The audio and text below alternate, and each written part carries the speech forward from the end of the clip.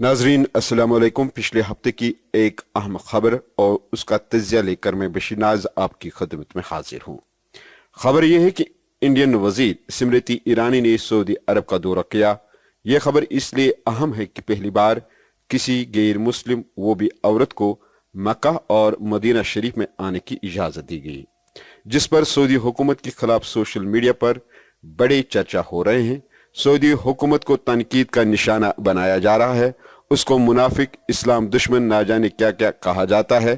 इसी खबर के हवाले से बात करेंगे और जानेंगे कि हकीकत क्या है। क्या सचमुच स्मृति ईरानी मस्जिद नबी में दाखिल हुई है? क्या स्मृति ईरानी को खाने काबा के सहन में ले जाया गया? ये सब कुछ मैं आपको बता दूंगा। आइए देखते हैं कि क्या हुआ है।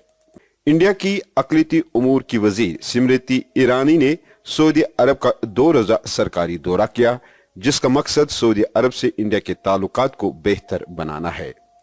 इस दौरे के दौरान उनके साथ इंडिया के जूनियर वजीर खारजा वी मुरलीधरन और एक वफद भी शामिल था।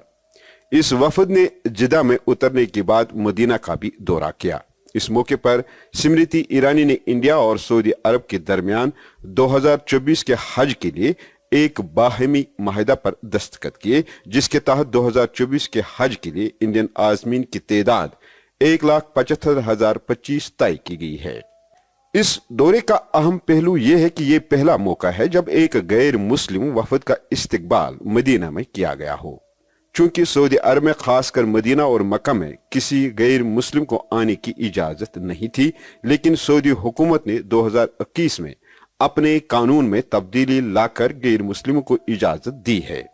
यही वजह है कि अब कोई भी सऊदी का दौरा कर सकता है।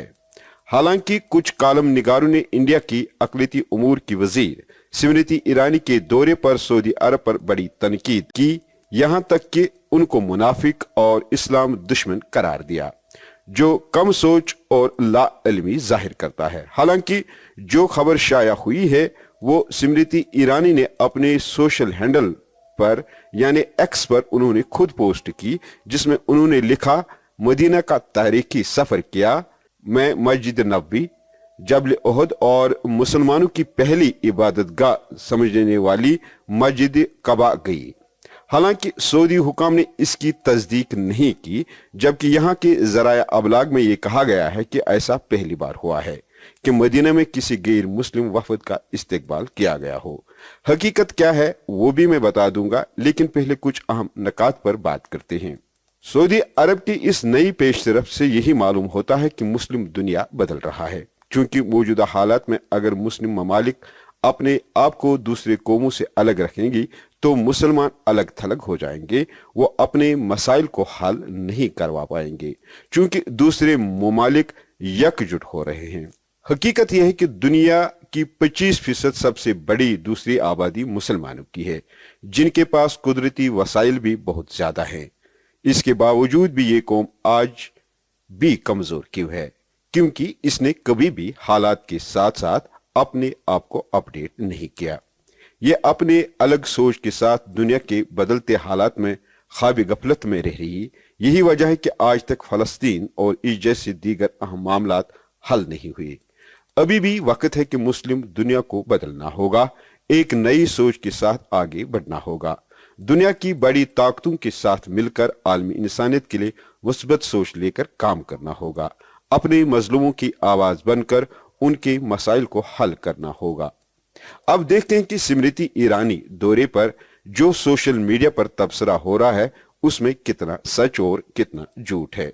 नाज़रीन, सदरत आमा बराए उमूर हरमैन शरीफ के सरबरा अब्दुल रहमान ने सऊदी मुकद्दस मुकामात के एहतराम पर जोर दिया और कहा कि किसी खिलाफ वर्जी को बर्दाश्त नहीं किया जाएगा, चाहे उसका ताल्लुक किसी भी कौमियत या उनके काम की नवेद से क्यों न हो।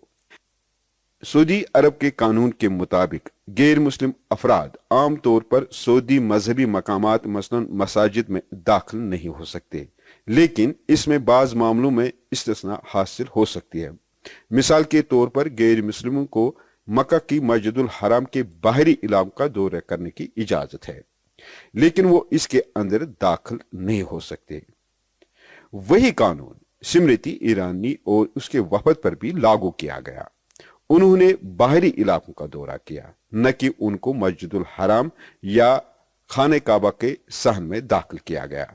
यह है वो हकीकत जिस पर बहुत कम लोगों ने बात की है। मुझे उम्मीद है कि आपको ये वीडियो पसंद आया होगा। अगर ऐसा है तो लाइक जरूर कीजिएगा, अगर पसंद नहीं आया तो कमेंट जरूर करें। शुक्रिया।